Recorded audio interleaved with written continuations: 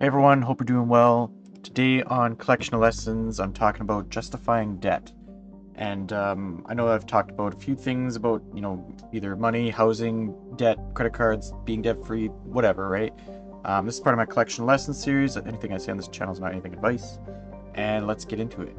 So I see lots of messages that, are on different Reddit posts or forums or message to me or whichever, about people justifying their debt. And it's really interesting when you basically hit someone's barrier, hit someone's core values of justification, I'd call it, that, they go kind of either on the offensive or they find ways to justify their debt.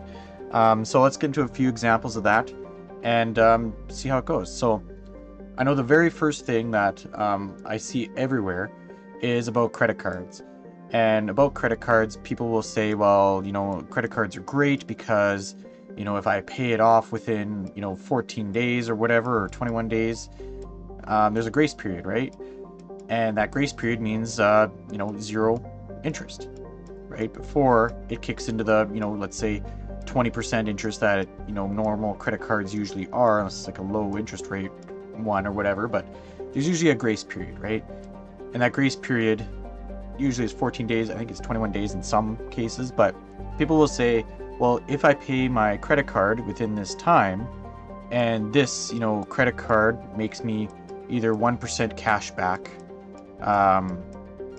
or it gives me points, either or, it doesn't really matter because sometimes points are just like,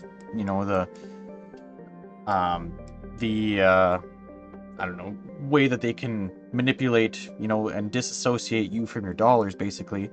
They're basically the same, right? They say, well, if I, buy $1,000 worth of stuff, right? Stuff that I'm paying for anyway, like my, subscriptions or my internet, my power, whatever you can pay for the 1,000, then you get that 1% cash back, right? Which is like $10 on $1,000, and it's like it's free money. People will justify this, right? And I get that to a point. However, you need to spend the money, right? You need to spend to make the money. And, that's not making you money. If you need to spend money to make money, that's not making you money. Sure, there's businesses where you have to buy products that you buy low and sell high, and that makes you money. But this isn't a business, this is your credit card, right? And then it's like, you can't, it's not scalable for one. You can't retire and say, well, I just spent $1,000 and make $10 and, continue the loop, because eventually you're going to, on a scale, run out of money because it's going down, right? Because you can't just, there's no way to basically make money from this, right? If you see it in this sense. Sure, if you spend $1,000 cash, you're not getting this. But here's the thing about debt is, remember, like I said, I think in a different video, I said, we'll put this down here, debt is a mindset problem, not a math problem. And what I mean about that is most people go into debt not because, the math is not in their favor or the math whatever. They go into debt because it's a mindset problem. And what I mean about a mindset problem is this, this is the short-term example, right? Well, if I spend $1,000, and it's 0%, it's basically I'm earning $10 free or whatever you want to call it.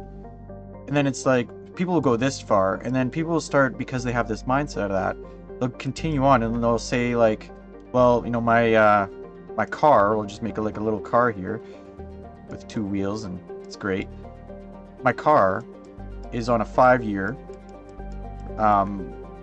let's say loan, and guess what the 5-year loan is? It's 0% APR for 5 years. And then, if you don't pay it off, then it's like, goes to like 7 or something like that, or whatever. I've seen these loans in like local places and people that take loans for cars, but people will say, well, it's basically free. Like, it's, why not just, get this 5-year loan for a car at 0%? You might as well, right? And then people start, because they believe in this concept, they'll start believing in this concept and start justifying to themselves, well, my car, I take my car to work, therefore, my car makes me money, which is what I said, I think, in a previous video, where it doesn't make you money. The act of you driving the car doesn't make you money.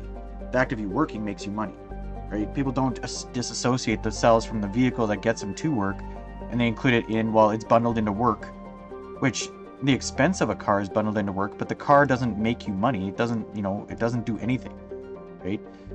You could get to work different ways, right? You could get to work without a car loan. This is getting messy. But anyway, you can get to work without a car loan, right? People will then go further into another one, and we'll just say a mortgage, right? And they'll lock themselves into, let's say, a 25, 30-year mortgage. And like, let's just draw a little house for an example. And they'll say, well, if I get it at, 2% mortgage rate, that's amazing, because inflation is, 3 to, let's say 5% is inflation. I don't agree with that for this year. I think it's a lot more, like in the hundreds percent. But they'll say, well, it's basically like making money. It's basically like I'm saving 1% from the 3 to 5%, and housing only goes up to some people.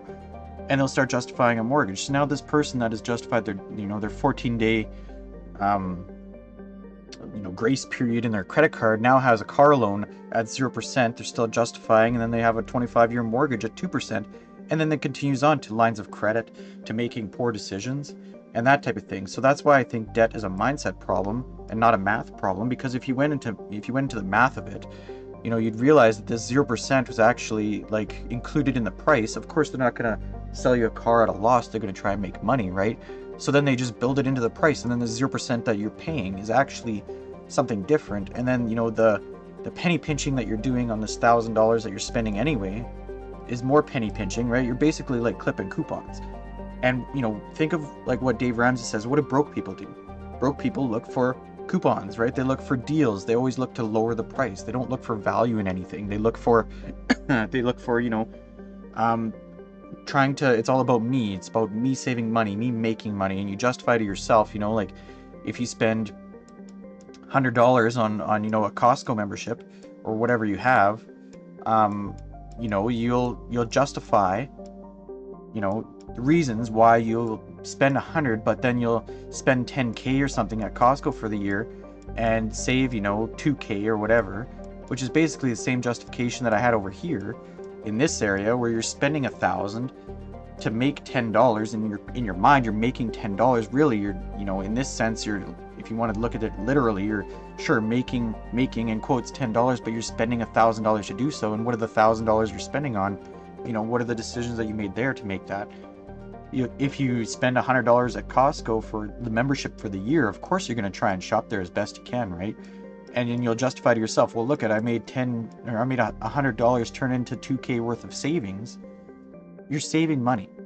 You're saving in quotes money, but you're making decisions, at places that don't make you money, but you'll justify to yourself that you're making money this way, right? You're not making money if you're spending money. If you're spending money and spending less money, then you're saving, right? Saving money is not making money, right? I hope that people can, see the difference in that. If you go to your job and they say, well, today actually, we're not going to pay you, any dollars, what are you going to do? Well, you're going to be like, well, are you going to justify to yourself why you're not making money? Or are you going to say, well, that's not going to work for me because I got family to feed and everything, right? And if they say, well, how about this? How about, we'll give you, some tires at a 20% discount instead of giving you actually, dollars for your time. Are you going to say, well, I'm making money because I'm able to save, 20% on these tires for my car? Well, no, you're going to be like, well, that's not making money. That's giving me a deal that I don't really need, right? Like, I don't know. It's really interesting. If you see people justify debt, they'll say, I have this subscription because of this X reason, because it costs more to, buy all the DVDs, instead of, the $10 Netflix and that type of thing. It's like, well, yeah, but then you're also, financing without an end date is what Netflix is, what subscriptions is, right? I know this truck got a little messy and that type of thing, but you'll see people that will say, yep, you're right, and then you'll hit a wall. And that wall is basically where they start actually evaluating price versus value, which is the correct thing to do, but then that's where the justification comes into play, when they see the price versus value after that wall, and then they start justifying from this wall on, right? So I want to share that with this video is watch for people justifying their debt. Watch yourself, correct yourself if you're justifying debt. If you don't, if you don't believe in the grace period, that exists, if you pretend that this grace period doesn't exist, how is your shopping change? And look at it that way, and really think like, you're basically penny pinching. If you're looking to spend 1,000 to save $10 or make $10, whatever you want to call it, or into these points that you got to use up on random stuff that they say you have to use, you're justifying your debt. And it's just more of an awareness thing, either for yourself or your friends, family, that type of thing. Because once you start with a credit card, it can easily slip into like the car, a mortgage, lines of credit, the way you handle business, the way you talk to people, and that type of thing. So I wanted to share that with justifying debt. Thanks, and talk soon.